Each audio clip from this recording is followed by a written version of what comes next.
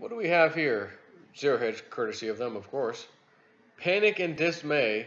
Leaked video reveals distraught Google executives grappling with Hillary Clinton's loss of the election.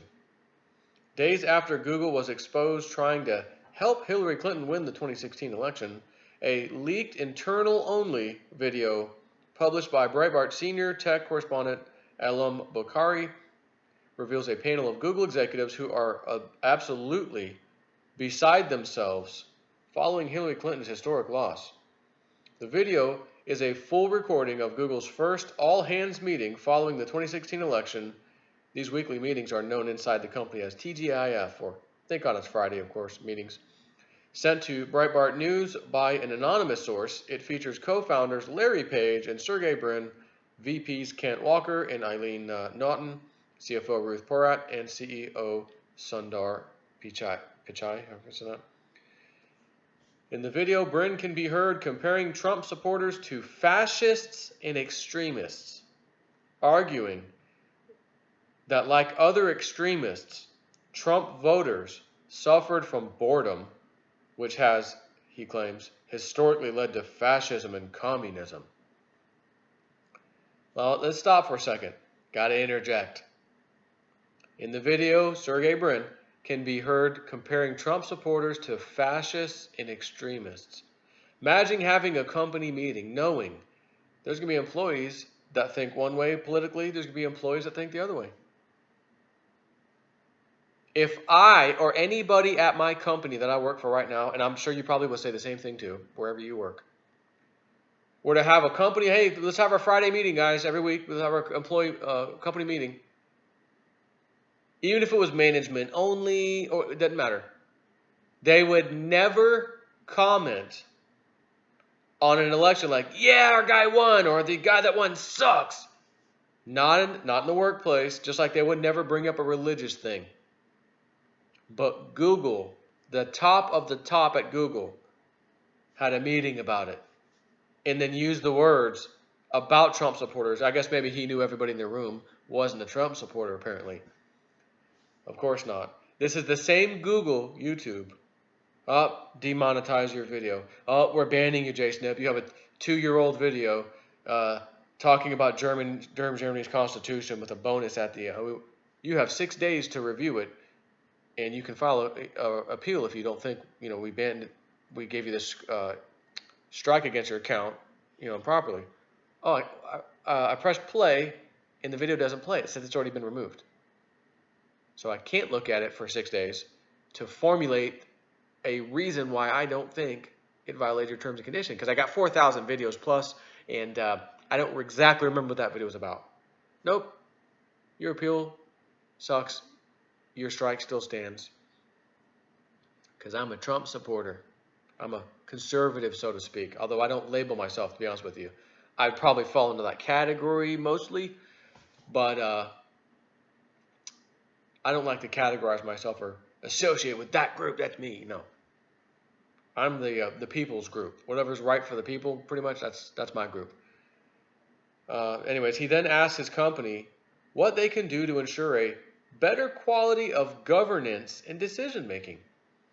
And according to Kent Walker, VP for Global Affairs, those who support populist causes like the MAGA, Make America Great Again movement, are motivated by, quote, fear, xenophobia, hatred, and a desire for answers that may or may not be there. He later says that Google needs to fight to ensure that populist movements around the world are merely a blip and a hiccup in the arc of history that bends towards progress. Meaning, you search for something, and I search for something using Google, you may see things that differ from what I see. We both search for something politically about something that happened. Hey, did Stroke really collude with Lisa Page to leak secure document, classified documents? New text, of course, it came out. Search Google. Oh, no. Snopes. This is patently false. MSNBC. Conspiracy theorists say, that's funny. How many views, like in videos and YouTube, how many views do those have? few thousand, 100,000. Okay. Site video like Alex Jones or someone else, Mark Dice. Oh, million views, 500,000 views, and it's buried. Those results don't go to the top, unfortunately. Only CNN approved sources go to the top. So this is what he's saying. And they have the tools to do it. Everybody uses Google. Google's responsible for most of the search engine traffic compared to all search engines out there. They are used more than all of the other search engines combined, by the way. So people search for certain little politically hot topics, or you're trying to find out about something, Hillary's email server. Oh, let's hide that. Let's make sure some results don't come up. Anyways, the video can be seen below, which I'll link you to the Zero Hedge article, like I always do. However, scroll down for a list of time-stamped segments to note, courtesy of Breitbart.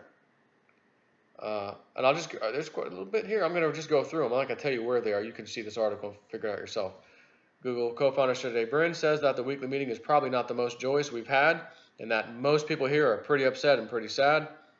Brin contrasts the disappointment of Trump's election with his excitement at the legalization of cannabis in California, triggering laughs and applause from the audience of Google employees.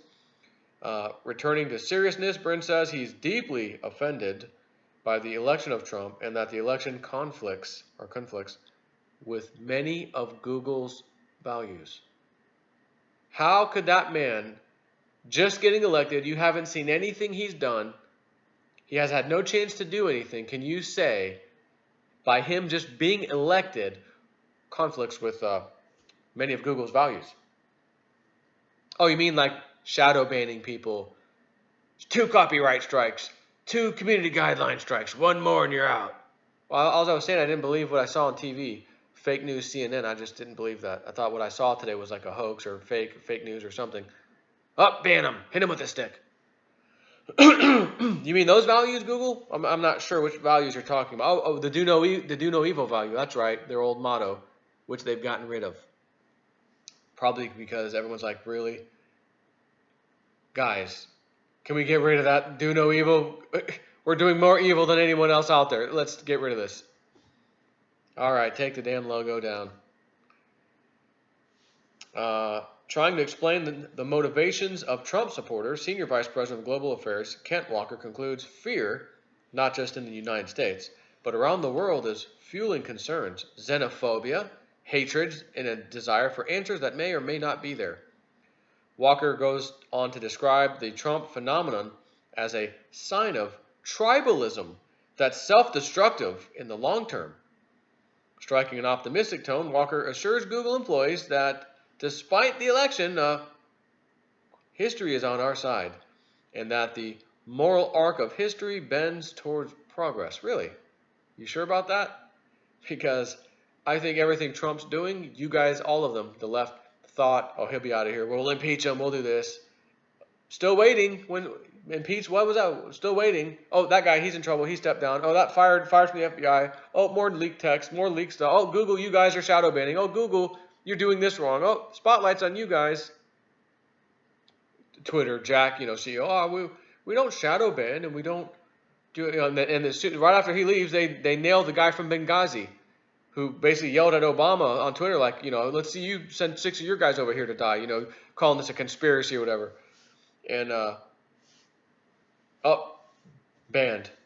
They got him, and they got hit twice. You mean those values that Google, Twitter, Facebook, those guys have.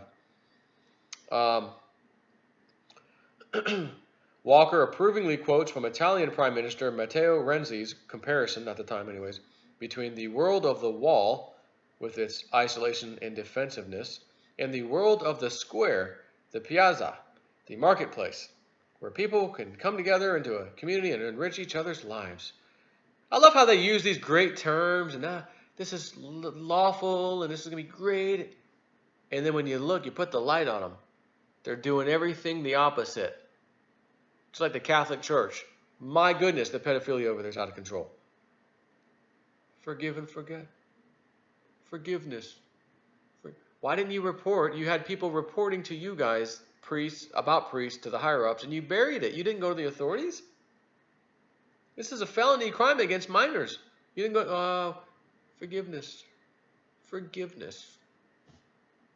And then you put the light on them. Oh my God, what are they doing over there? Same thing.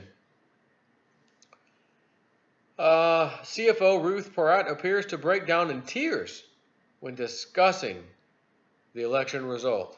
Yeah, I'm sure they were. Uh-oh, like Hillary Clinton's leaked email said, if that bastard wins, we'll all hang. Remember that one? Leaked by, I think, WikiLeaks? Leaked by WikiLeaks? If that bastard wins, we'll all hang. Guess what? It's true. Starting with John McCain. He's gone. He's out of the picture now.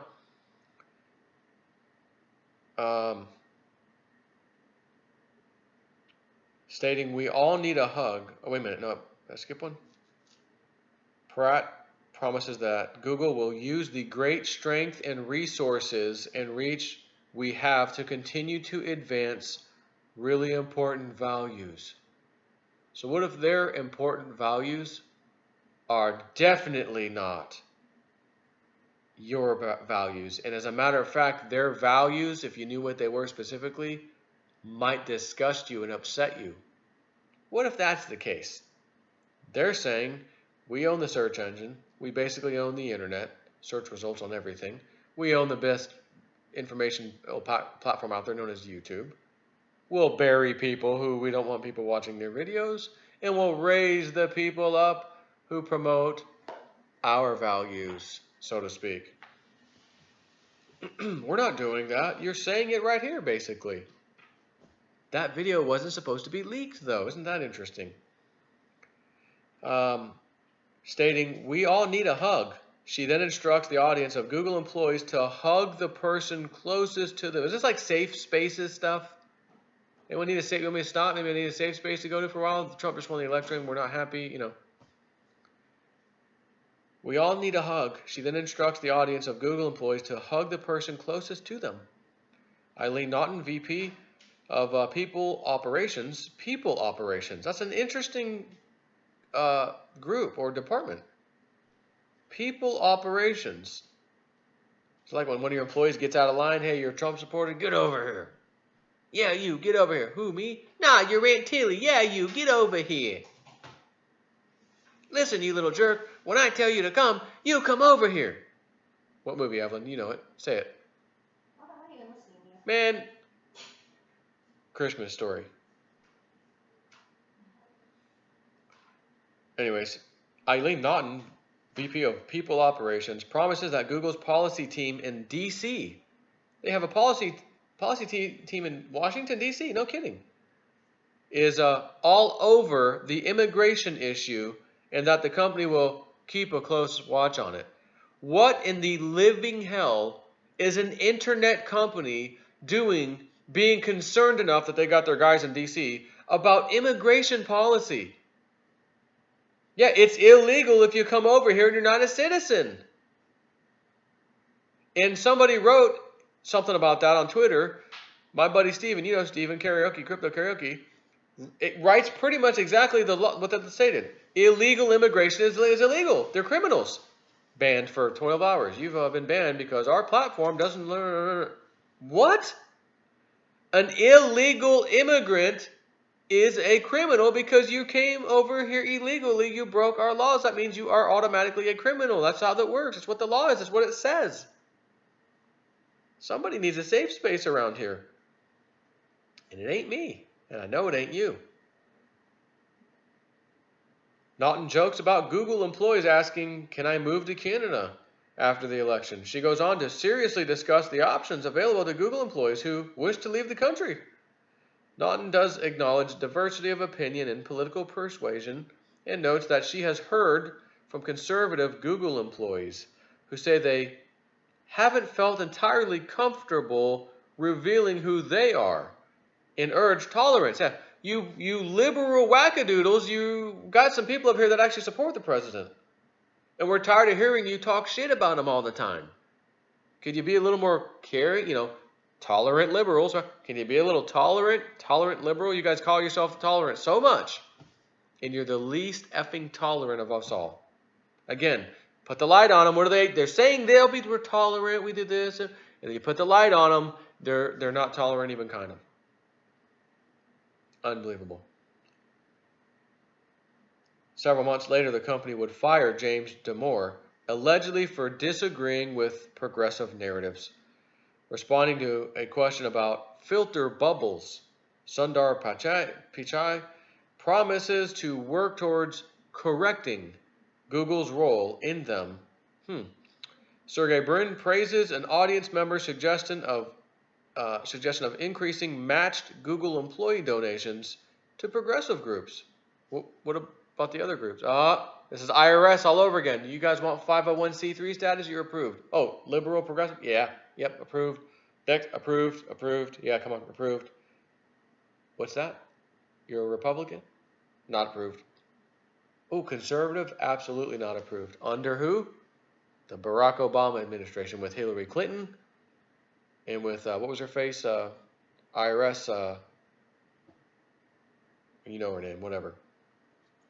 Let's continue on. Brin compares Trump voters to extremists, arguing for a correlation between the economic background of Trump supporters and the kinds of voters who back extremist movements. Brin says that voting is not a rational act, and that not all of Trump's support can be attributed to income disparity. He suggests that Trump voters might have been motivated by boredom rather than legitimate concerns. Oh, no. My friend, you got that backwards. We had massive concerns that if that criminal known as Hillary Clinton got in that office, we would be in deep, deep trouble right now and getting worse.